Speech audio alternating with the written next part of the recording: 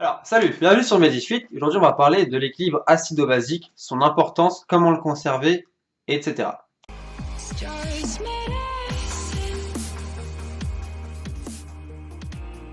Ok, alors avant de parler de l'équilibre acido-basique, j'ai envie de vous parler d'un truc vite fait, c'est de l'homéostasie, puisque je vais utiliser beaucoup ce terme dans plusieurs de mes vidéos, et que c'est plus clair si tout le monde comprend le terme d'homéostasie. Et c'est un terme très important dans le domaine médical. Alors l'homéostasie, c'est un équilibre idéal à atteindre. Pour résumer, c'est une sorte d'équilibre entre tous les systèmes du corps qui permettent un bon fonctionnement et un état de santé correct. Donc une homéostasie, par exemple, ça peut être une homéostasie hormonale, une homéostasie acidité, basique, etc. Donc là, ce qu'on va voir aujourd'hui, c'est l'équilibre acide-base. Et cet équilibre acide-base participe à l'homéostasie. Et ce qu'il faut savoir, c'est que si l'homéostasie est perturbée par rapport à un système qui ne fonctionne pas bien ou qui est déréglé, eh bien, ça peut entraîner des pathologies, des dysfonctionnements ou des états physiologiques qui ne sont pas propices, par exemple, pour un sportif, quelque chose qui peut empêcher l'anabolisme musculaire, etc. Donc, il faut bien retenir que l'homéostasie, c'est un état global à atteindre et que différents systèmes participent à cette homéostasie et que l'équilibre acide-base fait partie des systèmes participant à l'homéostasie corporelle. Alors oui, donc on l'a vu tout ce qui était homéostasie, etc. Mais de toute façon, de manière globale, hein, l'homéostasie, ça permet d'être en bonne santé. Et être en bonne santé, un corps en bonne santé est un corps plus enclin à produire de la matière, que ce soit des matières musculaires ou autres. Donc plus tu es en bonne santé de manière globale, plus ton développement est favorable. Ensuite, j'ai parlé de l'homéostasie, mais aussi de l'équilibre acide-base qui participait à l'homéostasie. Alors maintenant, on va se focaliser sur l'équilibre acide-base et voir son importance. Alors, l'équilibre acide-base est très important, surtout pour un sportif, puisque son but, c'est quand même de créer de la masse musculaire, enfin, si tu es un sportif pour faire de la musculation. L'équilibre acide-base intervient dans plusieurs processus. Déjà, il permet le maintien de certaines structures cellulaires et certaines structures comme les canaux membranaires, les structures protéiques, les enzymes, etc. Donc tout ça, ce sont des structures très utiles pour le corps, le fonctionnement corporel, mais aussi des structures qui interviennent très fortement dans le processus d'anabolisme musculaire. Donc d'où l'importance d'avoir un équilibre acide-base très correct. Donc on va voir à peu près après comment ça se profile, comment ça se passe pour maintenir cet équilibre et quelles conséquences il peut y avoir s'il est complètement déréglé ou non. Et de plus, je vous ai parlé des structures protéiques en parlant de l'intérêt de l'équilibre acide-base. C'est pas pour rien. Alors déjà, la structure protéique, c'est très vaste comme terme parce que ça peut être la structure protéique de la protéine en elle-même ou la structure protéique que prend plusieurs protéines en s'assemblant entre elles. Alors, si on parle de la structure protéique d'une protéine en elle-même déjà, ça aussi c'est important, on le verra plus tard. Si on doit résumer, une protéine, ça peut être en 3 dimensions, donc avec une structure primaire, secondaire, tertiaire, quaternaire, etc. C'est ce qui lui permet d'avoir une forme en 3 dimensions et de s'insérer dans certaines structures et s'assembler avec d'autres. Donc, ce qui lui donne une fonction à la protéine. De plus, si on regarde maintenant de manière plus vaste et de plus large, une structure protéique, ça peut être aussi un ensemble de protéines. Par exemple, comme certaines hormones protéiques, comme l'insuline. Je pense que tout le monde connaît ça. C'est une hormone, mais qui est protéique. Donc, c'est un ensemble de protéines. Donc, d'où l'équilibre acide-base influe aussi sur le profil hormonal, puisque l'insuline est une structure protéique. Ensuite, un autre truc par rapport à la structure protéique, vos muscles, ce sont des structures protéiques. Donc une protéine dégradée est une structure protéique dégradée, donc un muscle dégradé. Et de manière globale, si une structure protéique est dégradée, ou abîmée, ou pas conforme, elle sera détruite, ce qu'on peut appeler ça une sorte de catabolisme protéique. Mais je verrai ça plus en détail plus tard. Donc là, on va voir à peu près les bases de l'équilibre acide-base. Alors bon, les hypochondriaques, je suis désolé pour vous, mais de manière globale, faut pas flipper. Ce que je vais dire, c'est très rare et il y a peu de chances que ça vous arrive, en tout cas, j'espère pas. Alors, l'équilibre acide-base, déjà, faut connaître comment il se mesure. Alors, il se mesure avec un pH, donc le potentiel hydrogène. C'est pour mesurer l'acidité ou non d'une solution, le pH. Et dans votre corps, normalement, pour être en état d'homéostasie, il faut avoir un pH plasmatique, donc le pH de votre plasma dans le sang, soit de 7,4. Alors c'est hyper précis, mais quand je dis hyper précis, c'est forcément 7,4, puisque une petite variation de ce pH, même de 0,02, peut entraîner dans certains cas des comas, des pathologies lourdes ou même des morts. Donc, alors là, faut pas non plus paniquer, c'est très rare d'avoir un équilibre base qui s'éloigne autant, puisque c'est une échelle assez précise, mais les infimes variations ont des impacts assez conséquents sur le corps pour la musculation, parce que vous avez bien vu, à peine 0,02, ça impacte jusqu'au coma ou autre. Alors la plus petite variation possible peut amener des problèmes rien que pour la musculation et pour les performances physiques.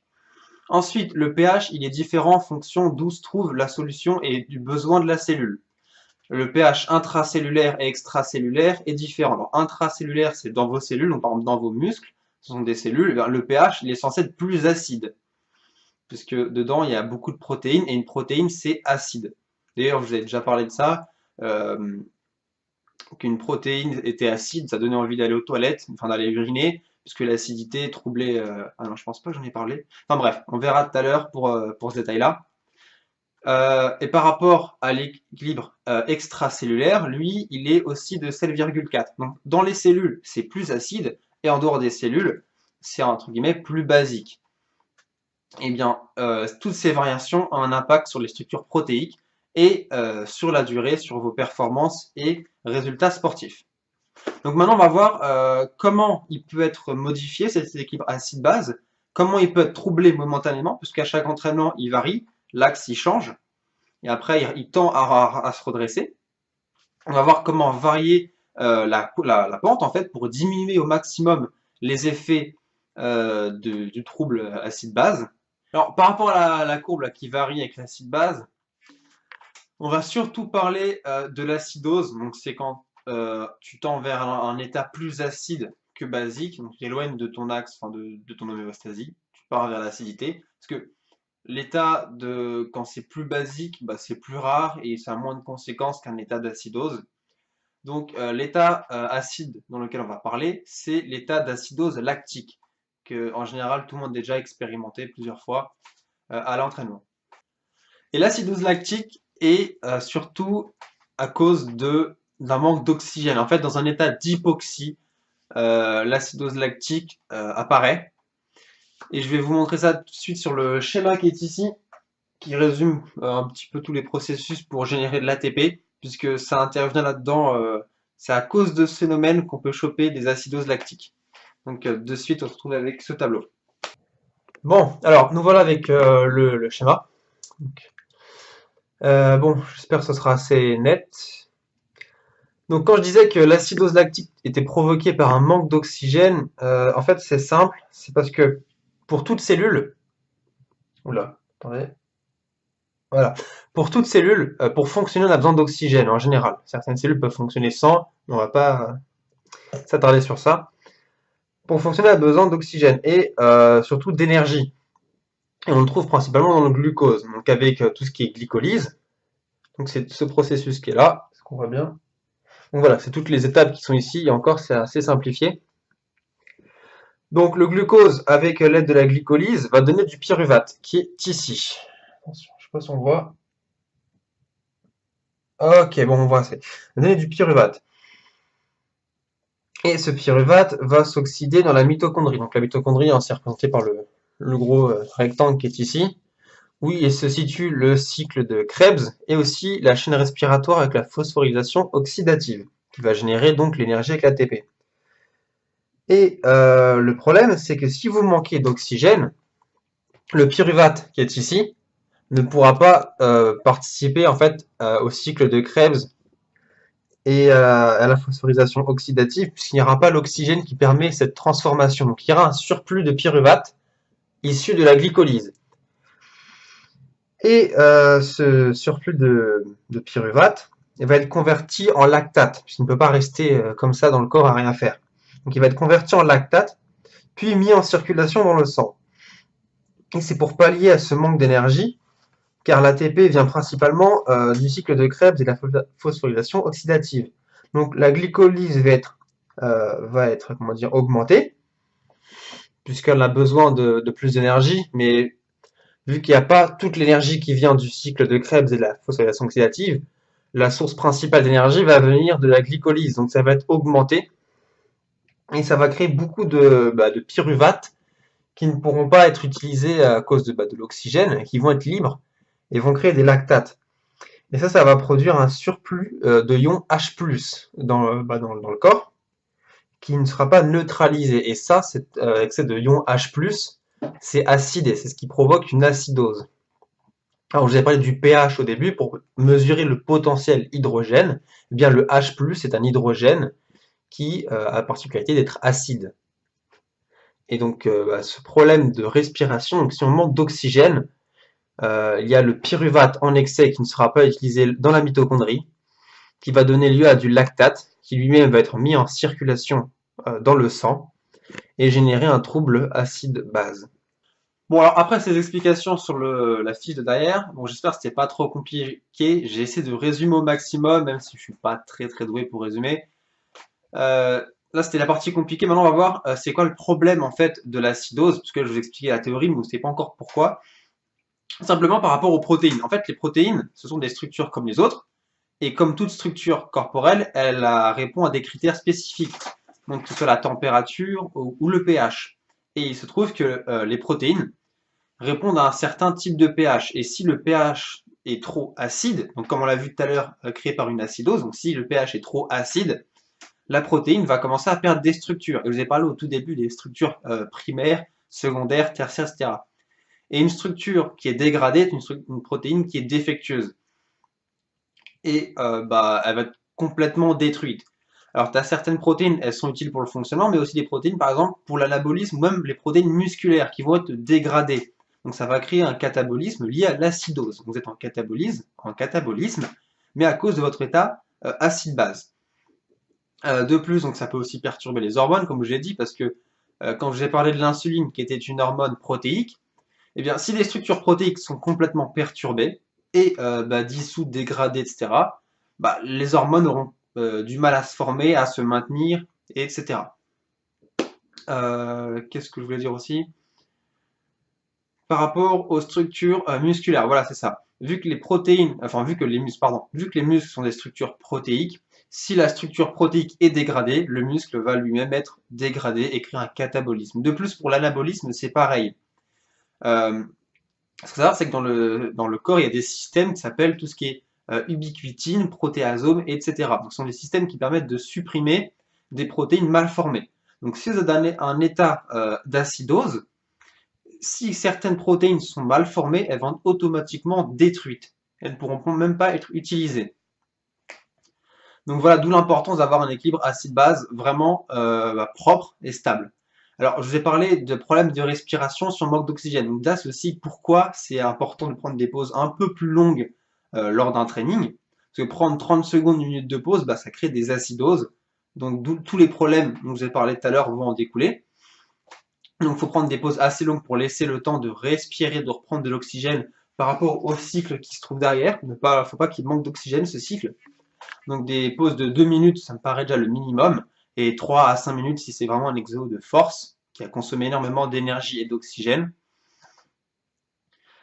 Et voilà, je pense que c'est à peu près tout. Ah non, un petit truc pour la culture générale et personnelle aussi, par rapport à la viande.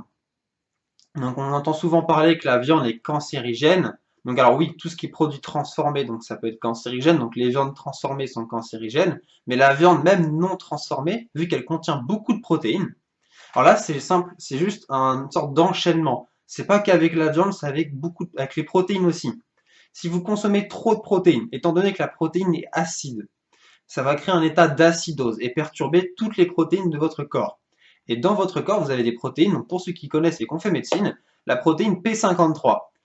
Donc vous voyez, je pense déjà où je vais en venir si vous avez fait médecine. La protéine P53 est une protéine qui va vérifier que vos cellules ne sont pas cancérigènes. Et si cette protéine est dégradée ou abîmée momentanément, il se peut qu'elle laisse passer une cellule cancérigène. Donc être dans un état d'acidose prolongé augmente les risques de cancer. Donc ça, c'était pas la note très joyeuse, mais c'est la note un peu culture générale. Alors, ce qu'il faut vraiment retenir de cette vidéo, si je dois vraiment résumer, c'est pour réguler son état acide-base, ça se passe par 75% par la respiration. Donc, le fait de respirer va réguler votre état acide et basique. Ensuite, il y a 25% qui sont pris en compte par les reins, mais c'est beaucoup plus long, donc il ne faut pas compter dessus, donc il faut vraiment prendre son temps. respirer à l'entraînement, que ce soit pendant l'exercice et après. Ça sert à rien de faire le bourrin, enchaîner 10, 30 répétitions, prendre 30 secondes, y recommencer, etc. Vous allez forcément finir en acidose. Et en plus, si après vous prenez un shaker de protéines directement après l'entraînement, vous êtes déjà en acidose parce que vous n'avez pas respiré, fait des pauses trop courtes. Et en plus, vous prenez des protéines, ce qui cause un état d'acidose plus prolongé. Donc là, c'est vraiment ce qu'il faut éviter à faire totalement. En tout cas, c'est un conseil de santé, il faut éviter de faire ça. Ensuite, qu'est-ce que j'ai d'autre à dire par rapport... Non, je pense que c'est tout en fait. Ah oui, aussi, pardon, j'ai pas de script vraiment, donc là j'essaie vraiment de vous redonner toutes les connaissances que j'ai. Par rapport à l'état d'acide de base, ça se passe aussi par l'alimentation. J'ai parlé de la viande tout à l'heure et des protéines qui créent une acidose, mais ça se passe aussi avec des légumes. Les légumes, ça tend à basifier l'organisme, à le ramener vers un état plus basique. Donc si vous mangez beaucoup de protéines et beaucoup de viande, c'est-à-dire beaucoup de protéines, ce qui est intelligent à faire, c'est de consommer un maximum de légumes à côté pour rééquilibrer l'équilibre acide-base, pour pas être tout le temps en état plutôt vers l'acidose. Il faut vraiment essayer d'être au centre. Donc pas pour être méchant, mais les diètes riz d'Inde à fond, c'est une mauvaise idée, parce que si vous mangez que de la viande et beaucoup de protéines, et que vous mangez très peu d'aliments basifiants, votre équilibre acide-base, il n'est pas au top, et niveau santé, sur la durée, ça peut créer de sévères problèmes. Donc voilà, j'espère avoir assez résumé et simplifié au maximum les choses. S'il y a des parties que vous n'avez pas compris, vous voulez plus d'explications, n'hésitez pas à me demander, ça me fait plaisir de vous aider. Sur ce, portez-vous bien et à la prochaine.